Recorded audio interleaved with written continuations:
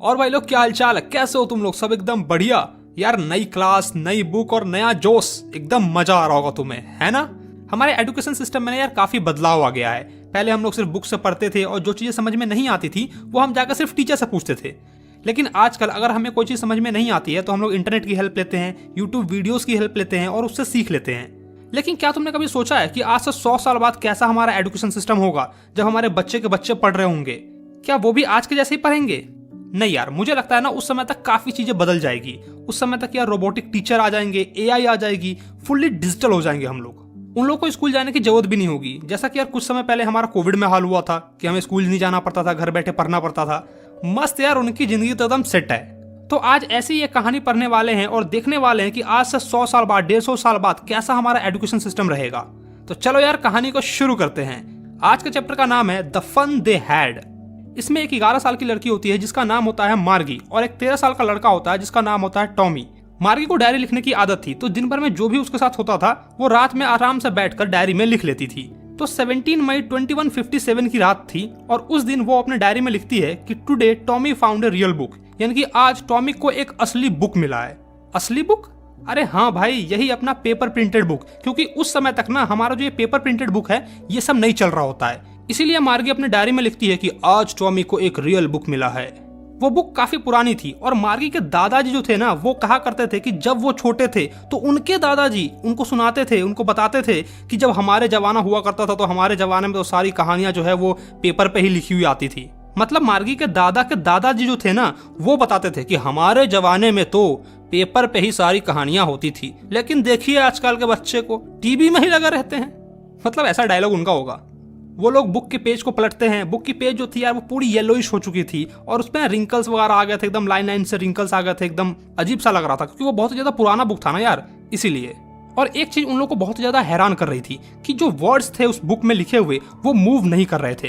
क्योंकि यार वो लोग भविष्य में है, तो भविष्य में क्या होता है, वो लोग कंप्यूटर वगैरह पर, लैपटॉप्स वगैरह पर पढ़ रहे होते हैं, तो उसमें क्या होता है वर्ड्स जो है ना वो मूव करती है। मतलब एक लाइन आया, उसको जैसे ही तुमने पढ़ा तो वो चला जाएगा और फिर दूसरा लाइन आएगा। लेकिन हमारे पेपर प्रिंटेड, हमारे फिजिकल बुक में क्या होता है, एक बार में जो लाइन छप गई वो छप गई, वो तो यार मिटेगी नहीं।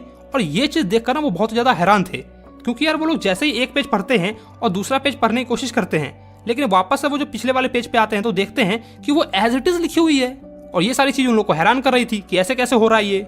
फिर टॉमी कहता है, छी क्या बकवास चीज है ये। इस पेपर प्रिंटेड बुक को एक बार पढ़ने के बाद लोग फेंक देते होंगे, लेकिन हमारे टेलीविजन स्क्रीन में मिलियंस ऑफ बुक्स हैं और उसमें हम लोग और ज्यादा ऐड भी कर सकते हैं। जब अगर मेरे को कोई चीज पढ़ने की मन करे तो मैं डाउनलोड कर लूंगा सिंपली और पढ़ लूंगा, और हमें तो टेलीविजन स्क्रीन को फेंकना भी नहीं पड़ता है।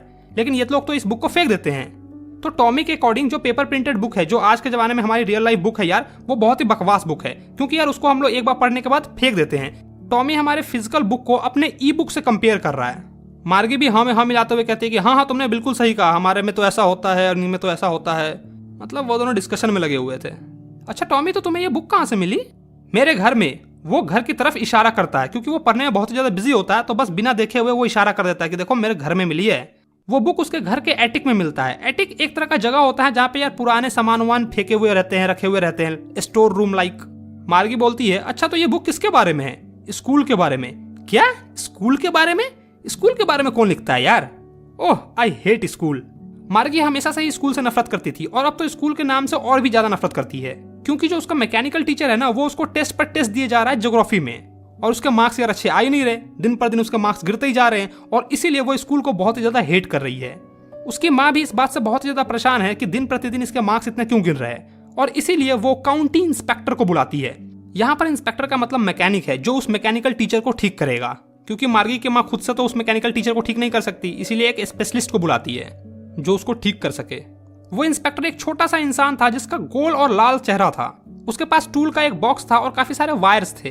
वो मार्गी को एक एप्पल देता है कि लो बेटा एप्पल खाओ, तब तक मैं तुम्हारे टीचर को ठीक करता हूँ, और जाके उसके टीचर को निकालता है। मतलब कि उसके टीचर को ठीक वगैरह करने लगता होगा, कुछ पेचकस से कस रहा होगा, तार वार जोड़ रहा होगा, कुछ तो कर रहा होगा। और इधर मार्गी भगवान से ये दुआ कर रही थी कि हे भगवान कुछ ऐसा करो कि इस इंसान से ये मैकेनिकल टीचर ना बने। मतलब मार्गी ये चाह रही थी कि जो इंस्पेक्टर है उससे ये मैकेनिकल टीचर ना बने और इस मैकेनिकल टीचर को बदलना पड़े ताकि उसको कुछ दिन के लिए छुट्टी मिल जाए तो आराम से वो रह सके, टेस्ट वेस्ट ना दे। हमें भी स्कूल नहीं जाना होता है तो हम भी भगवान से प्रेयर करते हैं कि हे भगवान बारिश कर दो, ठंड का मौसम है बहुत ज्यादा ठंड कर दो कि स्कूल ही ना जाना पड़े। तो सेम यार मार्गी भी सोच रही है। लेकिन ऐसा कुछ होता नहीं है। कुछ ही घंटे बाद इंस्पेक्टर जो है उस टीचर को बना देता है और फिर से एक बड़ा सा ब्लैक कलर का खरूस सा मशीन तैयार हो जाता है, जहां पर यह सारे लेसन्स होते हैं, जो भी लेसन्स होते हैं ना वो वहां पर शो हो रहे होते हैं, क्वेश्चंस वहां पर पूछे जा रहे होते हैं। और ये देखकर मार्गी बहुत ही ज्यादा उदास हो जाती है कि अरे तेरी फिर से पढ़ना पड़ेगा। दूर। मार्गी को सबसे ज्यादा उस स्लॉट से नफरत थी जहां पर उसको होमवर्क को इंसर्ट करना होता है, क्योंकि यार हमें भी अपना होमवर्क करना और टीचर को दिखाना पसंद नहीं होता है। वैसे ही मार्गी को भी पसंद नहीं है और इसीलिए वो कहती है कि मुझे वो स्लॉट बहुत ही ज्यादा घटिया लगता है जहां पे मुझे होमवर्क्स को, टेस्ट को सबमिट करना होता है।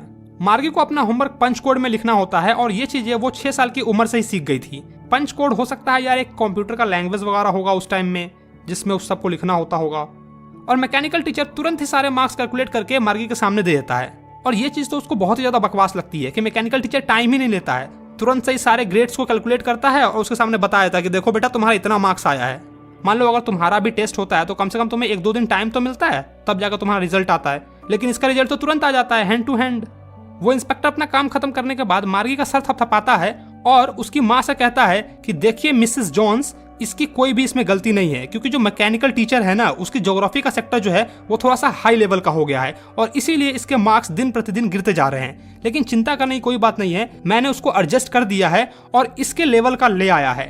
इसका एवरेज 10 ईयर का लेवल है और इसी लेवल पे मैंने उसको सेट कर दिया है। एक्चुअली में इसका ओवरऑल परफॉर्मेंस सही है, तो चिंता करने की कोई बात नहीं है। और वो फिर से मार्गी के सर पे थपथपाता है और ये बात सुनकर मार्गी बहुत ज्यादा निराश हो जाती है, क्योंकि उसको ऐसा लग रहा होता है कि जो उसका ज्योग्राफी का सेक्टर है उसको वो खोल कर ले जाएंगे और कुछ दिन बाद फिर से बनाकर ला कर ठीक करके डालेंगे, जैसा कि एक बार टॉमी के टीचर के साथ हुआ था।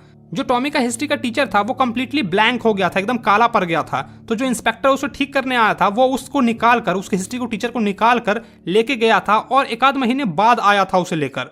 और मार्गी भी यही उम्मीद कर रही थी कि जो उसका ज्योग्राफी का सेक्टर खराब हो गया है तो 1-8 महीना बाद आएंगे, तब तक मैं चिल करूंगी। लेकिन ऐसा कुछ हुआ नहीं, तो मार्गी बहुत ज्यादा डिसअपॉइंटेड हो गई और इसीलिए वो टॉमी से कहती है कि स्कूल के बारे में कौन लिखता है यार। टॉमी मार्गी की आंखों में देखता है और कहता है अरे पगली, उस समय हमारे जैसा स्कूल थोड़ा ना था, ये बहुत ही पुराने जमाने की बात है। उस समय बहुत ही पुराने टाइप का स्कूल चलता था, आज से 100-200 साल पुरानी बात है, सेंचुरीज अगो, समझ रही है तू। मार्गी हर्ट हो जाती है और कहती है हाँ ठीक है, मुझे नहीं पता कि उस टाइम में कौन सा स्कूल चलता था, कैसा स्कूल चलता था, उस समय की बात मुझे क्या पता। और वो उस बुक में झांक कर पढ़ने की कोशिश करती है जो टॉमी पढ़ रहा होता है।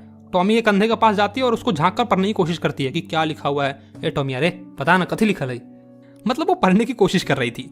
और फिर वो कहती है हाँ ठीक है, टीचर तो उस टाइम पे भी होते ही होंगे ना। हाँ उस टाइम पे भी टीचर होते थे, लेकिन हमारे जैसे टीचर नहीं होते थे। वो टीचर एक इंसान हुआ करता था। क्या एक इंसान? एक इंसान कैसे टीचर हो सकता है? हाँ उस समय इंसान टीचर हुआ करता था। वो लड़कों को लड़कियों को चीजें समझाता था, उनको होमवर्क देता था और उनसे क्वेश्चंस पूछता था। लेकिन एक इंसान इतना इंटेलिजेंट कैसे हो सकता है, इतना स्मार्ट कैसे हो सकता है कि वो एक टीचर बन जाएगा? बिल्कुल हो सकता है। मेरे पापा मेरे मैकेनिकल टीचर जितना जानते हैं, तो वो भी तो स्मार्ट हुए ना, और वो भी टीचर बन सकते हैं। टॉमी ऐसा बोल रहा था।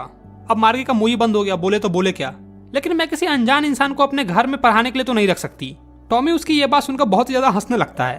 तुझे कुछ भी नहीं पता है मार्गी, टीचर हमारे घर में थोड़े रहेंगे। वहां पर उस टाइम पर एक स्पेशल बिल्डिंग हुआ करती थी जहां पर सारे बच्चे आते थे सेम एज के, और टीचर उन्हें पढ़ाता था। सारे बच्चे एक साथ पढ़ते थे और एक ही चीज सीखते थे। लेकिन मेरी माँ तो कहती है कि टीचर को एडजस्ट करना पड़ता है सारे स्टूडेंट के अकॉर्डिंग, तो सारे बच्चे एक साथ कैसे पढ़ के सीख सकते हैं। वो लोग ऐसा कुछ भी नहीं करते थे, क्योंकि सारे बच्चे जो है वो सेम एज के होते थे, तो वो सभी को एक ही चीज पढ़ाते थे। अगर तुझे ये बुक पढ़ना नहीं है ना तो चली जाए यहाँ से, मेरा दिमाग मत खराब कर। अरे नहीं नहीं, मैंने कब कहा कि मुझे पढ़ना नहीं है। मार्गी तुरंत से ही जवाब देती है, क्योंकि उससे पुराने जमाने के स्कूल के बारे में पढ़कर बहुत ज्यादा मजा आ रहा था, बहुत ज्यादा वो हंस रही थी और उसके बारे में इमेजिन कर रही थी। उन्होंने उस बुक को आधा भी खत्म नहीं किया होता, तभी मार्गी की माँ मार्गी को बुलाती है, मार्गी चलो स्कूल का टाइम हो गया। नहीं मम्मी अभी नहीं जाऊंगी मैंने कहा ना अभी। मिसेस जॉन्स यानी कि मार्गी की माँ ऐसा बोलती है। और हो सकता है कि टॉमी के क्लास का टाइम भी हो गया हो, तो मार्गी टॉमी से कहती है कि क्या हम लोग थोड़ा सा और इस बुक को पढ़ सकते हैं स्कूल के बाद साथ साथ। टॉमी एकदम कूल बनते हुए कहता है हाँ ठीक है, देखते हैं, पढ़ना होगा पढ़ेंगे, नहीं पढ़ना होगा नहीं पढ़ेंगे, और एकदम सीटी बजाते हुए चल जाता है। सीटी बजाते हुए बुक को अपने हाथों में दबाता है और चल जाता है। मार्गी का जो स्कूल रूम था वो जस्ट उसके बेडरूम के राइट साइड में था।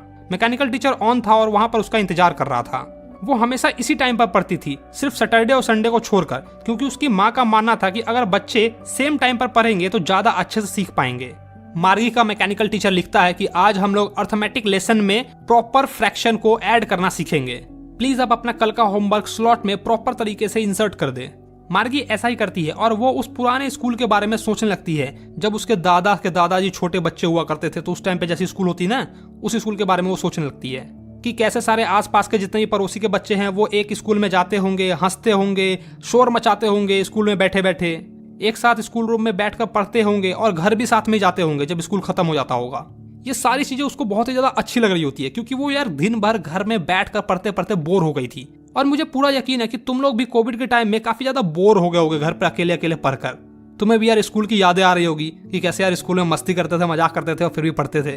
तो वही फीलिंग, वही सेम चीज है मार्गी भी मिस कर रही है।